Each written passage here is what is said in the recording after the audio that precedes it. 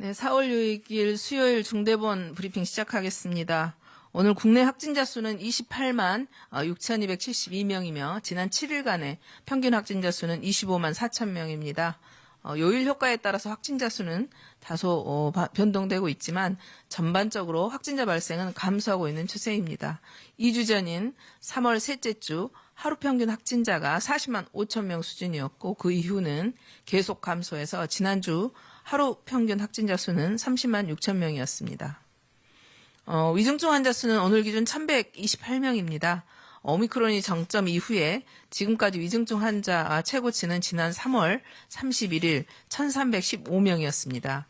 유행이 감소세에 계속 접어들고 있기 때문에 위중증 환자 수도 줄어들 것이라고 예상하고 있습니다. 의료체계 가동률은 관리 범위 내에서 운영되고 있고 중증 환자 치료에 충분한 대응 가능한 그런 상황입니다. 중환자 전담병상 가동률은 계속 감소해서 60.6%입니다. 또 중등증 환자를 위한 입원 병상 가동률도 36.9%로 낮아졌습니다. 사망자는 오늘 기준 371명입니다. 주간 평균으로는 311명이 되겠습니다. 고인의 명복을 빌고 또 유가족들에게도 심심한 위로의 말씀을 전합니다. 오늘 기준 누적 치명률은 0.12%입니다. 인구 10만 명당 사망률은 35명입니다. 주간 평균 사망자도 3월 25일 359명을 정점으로 점차 낮아지고 있는 양상을 보이고 있습니다. 오늘 중대본에서는 그 화장장 수급하고 그다음 안치공간 확보 추진 상황에 대해서 논의를 했습니다. 지난 3월 전국 화장로의 화장 회차를 확대했고요. 운영 시간을 연장한 바 있습니다. 이에 따라서 3월 넷째 주는 20%까지 낮아졌던 그 3일차 화장률은 이제 48%까지 상승하고 있습니다. 안치 공간도 8,700여 구 중 46%인 4,009만이 가동되고 있고요. 여유가 생기고 있습니다. 489구의 안치실도 추가로 설치하고 있습니다. 계속해서 화장 여력을 확대하기 위해서 관내 화장 시에 운구 또는 화장 비용 등을 지원하고 있고요. 관내 화장 예약이 가능한 일정도 확대해 나갈 예정입니다. 또한 전국의 장례식장을 대상으로 현장 점검을 실시해서 시신의 안치 공간 내에서 적절한 방법으로 보관될 수 있도록 철저하게 관리 감독하도록 하겠습니다. 다음으로는 요양시설 의료 기동 전담반 운영 사항에 대해서 말씀드리겠습니다.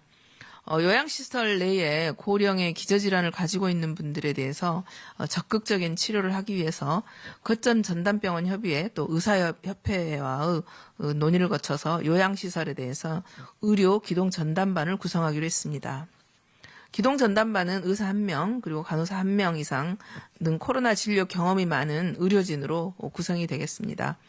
이들은 요양시설과 지자체의 요청에 따라서 확진자가 발생하면 요양시설을 방문해서 코로나 치료와 처방 그리고 병원 이송 등을 지원하고 기저질환에 대한 대면 진료도 실시하게 됩니다. 현재 전국 45개 의료기관에서 73개 팀이 구성되어 있고요. 요양시설 내에 확진자 발생 상황을 고려해서 추가 지정할 계획입니다. 기동 전담반은 이달 말까지 한시적으로 운영할 예정입니다. 하지만 운영 결과 등을 바탕으로 해서 연장 여부는 결정하도록 하겠습니다. 재택치료 체계도 보다 일상적인 방향으로 개편하기 위해서 노력을 계속하고 있습니다. 코로나 환자들 대면 진료하는 외래진료센터가 지난 3월 30일 기준으로 했을 때 병원급 또 4월 4일 기준으로는 의원급으로 이제 확대를 해서 현재 4,800개소가 운영 중에 있습니다. 외래진료센터가 확대됨에 따라서 재택 치료자분들의 코로나 그리고 또 비코로나 질환에 대해서 신속하게 진료를 받을 수 있는 여건이 조성될 것으로 기대합니다. 이와 함께 오늘부터 재택 치료자에 대한 대면 또 비대면 진료 후에 약국 방문에 대해서 의약품을 수령할 수 있도록 하는 방안을 논의하였습니다. 지금까지는 대리인이 의약품을 수령하도록 하고 있기 때문에 의약품 수령에 어려움이 있다는 그 현장 의견들이 많았습니다. 그래서 대한약사회와 논의를 해서 개선 조치를 마련하고 실시할 예정입니다. 앞으로는 진료 후에 약국에 방문을 하고 의약품 수령이 가능합니다. 확진자의 경우도 약국은 또 거기에 따라서 약국에 대해서는 감염 예방 가이드라인을 드렸고요. 그걸 준수해서 환자 본인에게 처방 의약품을 대면으로 전달할 수 있게 되겠습니다. 이를 위해서는 약사회 협의를 통해서 코로나19 약국 감염 예방 가이드라인을 마련했고요. 또 참여하는 약국에 대해서는 대면 투약 관리료를 가산해서 보상할 예정입니다. 약국을 방문하시는 환자분들은 그 대기 시간을 최소화하기 위해서 별도 구역이나 약국 밖에 대기를 하시고 1m 이상의 거리 유지라든지 또 보관함 등을 통해서 의약품을 수령받을 수 있게 됩니다. 가급적 대화는 최소화하시고 약국의 방역 관리에 잘 협조해 주시기를 당부드리겠습니다. 오늘 중대본에서는 또 소상공인의 재난지원금 등의 추진 현황과 성과 평가도 논의됐습니다. 정부는 지난 2020년부터 현재까지 거리두기 등 방역 조치로 피해가 발생했던 소상공인 분들을 위해서 재난지원금과 손실보상금을 지급해오고 있습니다. 우선 재난지원금은 방역 조치로 직접적인 피해가 발생한 모든 업종에 대해서 신속하게 지급을 하고 있습니다. 현재까지는 총 6차례에 걸쳐서 1685만 개사에 29조 원을 지원했습니다. 한편 또 손실보상은 정부의 직접적인 방역 조치로 인해서 발생한 손실에 비례해서 지급을 하고 있습니다.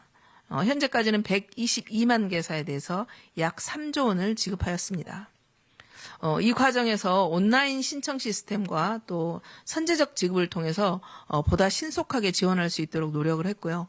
또 임대료, 인건비 등 부담이 큰 그 소상공인 분들의 경우에 대해서는 경영 유지에 기해 상당히 이런 그 방법들이 경영 유지에 기여했던 것으로 평가하고 있습니다. 지금까지 생업의 어려움을 감내하고 또 거리두기 등 정부의 방역 조치에 협조해주고 계신 모든 소상공인 그리고 자영업자분들께 다시 한번 진심으로 감사드립니다.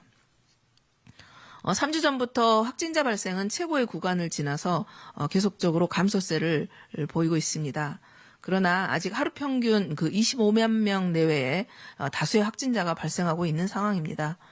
BA.2의 어떤 변이 확산이라는 또 불확실성의 요인도 여전히 존재하고 있습니다. 국민 여러분들께서도 감소세가 보다 가속화될 수 있도록 조금만 더 생활방역 등에 주의를 기울여 주실 것을 당부드리겠습니다. 특히 60세 이상 연령층에 계신 분들은 각별한 그런 주의를 당부드리겠습니다. 오미크론 변이도 여전히 고령층과 미접종자에게는 치명률이 높은 상황입니다. 특히 60세 이상의 고령층의 경우는 반드시 3차 접종을 받아주시기를 당부드립니다. 60세 이상의 경우 3차 접종자는 미접종자에 대해서 치명률이 10분의 1 수준입니다. 또한 고령층일수록 조기 진단 그리고 치료가 중요하기 때문에 증상이 있으시면 즉시 검사를 받으시고 또 먹는 치료제 처방을 빠르게 받아주시기를 당부드리겠습니다. 주변의 가족분 그리고 지인들께서도 고령층의 감염 보호 그리고 조기 진단 또 예방접종을 위해서 함께 힘을 합쳐주실 것을 당부드립니다. 정부도 계속해서 위중증과 사망 피해 최소화를 하고 또 현재 감소세가 더욱더 가속화돼서 일상 회복을 당길 수 있도록 모든 총력을 기울이도록 하겠습니다. 감사합니다.